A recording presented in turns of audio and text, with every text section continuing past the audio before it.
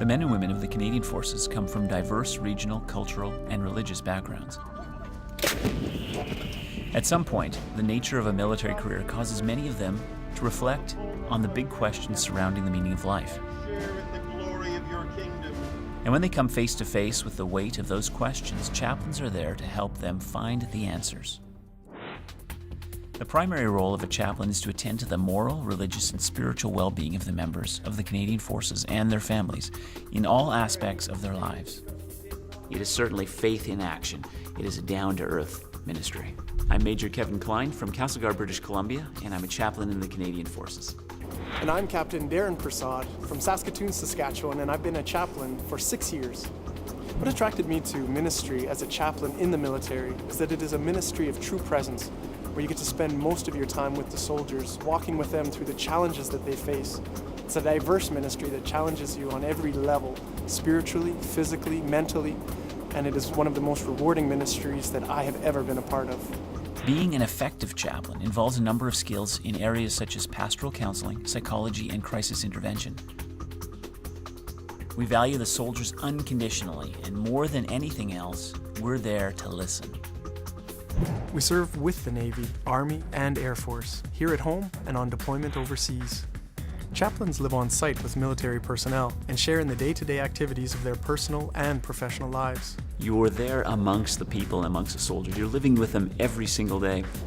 This is a unique ministry where you get to spend time with the soldiers, doing what they enjoy, what they love, what they're passionate about, and learning from them what it means to be a soldier in the Canadian military. Part of the chaplain's role is to discuss the general morale and collective concerns of the troops with commanding officers and collaborate with other professional care providers. This becomes especially important on deployment. If they're going through difficulties, we as chaplains can sit down and we can listen to them, we can talk about their fears, we can help give them some advice, but also we can do some very practical things. We can help arrange a phone call home. We can help arrange a flight home if necessary. We can have a chaplain visit their family and speak with a spouse, a loved one, or children about the time away.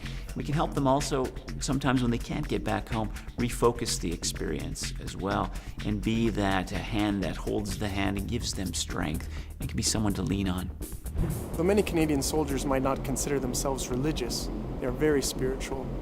I learned very early in my ministry not to try to dumb things down for them, for most of them have spent many hours contemplating much deeper questions than I could have ever imagined.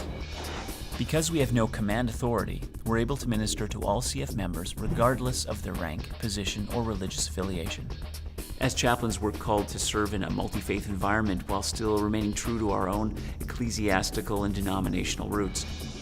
When officiating at a public ceremony, the chaplain may be representing a number of different faiths, and we strive to be inclusive, respecting the diverse beliefs of the people attending.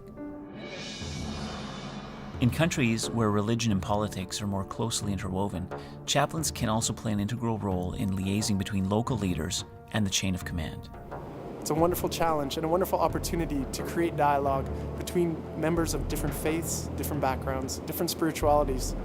And not only is it a challenge to me, but it's also something that is a gift, something that helps me grow in my faith as I learn about other cultures, other ways of seeing the world, other spiritualities. The recruitment process for chaplains involves both Canadian Forces and ecclesiastical authorities.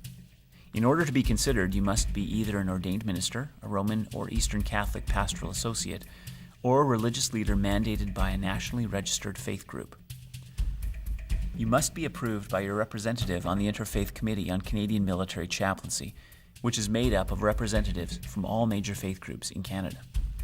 Following that, you must be endorsed by all the members on the committee and be selected by the Chaplain General. You also need to have achieved a master's degree in divinity, preparing for ministry or equivalent, and have at least 2 years of experience in a civilian ministry. Following selection, candidates enter the military recruitment process. You'll attend the Basic Officer Training course at the Canadian Forces Chaplain School and Centre in Borden, Ontario, where you'll be introduced to the unique nature of military service. Whether you're a priest, minister, rabbi, imam, or Roman Catholic pastoral associate, You'll develop new strengths, skills, and a corresponding sense of pride in being part of a cohesive group of committed individuals who serve both their faith and their country. This is ministry on the cutting edge. It's opportunity to grow and serve and influence. It's certainly adventurous, and it's an opportunity to travel throughout the world as well. We minister to our own, facilitate the worship of others, and care for all. As a chaplain, I'm often asked why I don't carry a weapon. The answer to that came while I was out doing a rucksack march with the soldiers. And the soldiers had their personal weapons, and one said to me, he said, "Why aren't you carrying a weapon? That must be a little bit strange. It must be weird." But his friend then corrected him, a soldier, and said, "No, you don't understand. It's strange that people in the world have to carry weapons." And the chaplain reminds us that this is how the world should be. There's a wonderful freedom as a Canadian chaplain to create a sacred space for the soldiers, that they may find a place where they can nourish their spirit for the difficult job that they may have ahead, and also a place for them to be reminded that they are not alone and that their families, their loved ones, are supporting them even overseas. If you are energized by the challenge of serving in a multi-faith, multi-denominational setting, if you're energized by serving and growing and influencing, if you're energized by living an exciting ministry on the edge, I want you to consider the Canadian Forces Chaplaincy.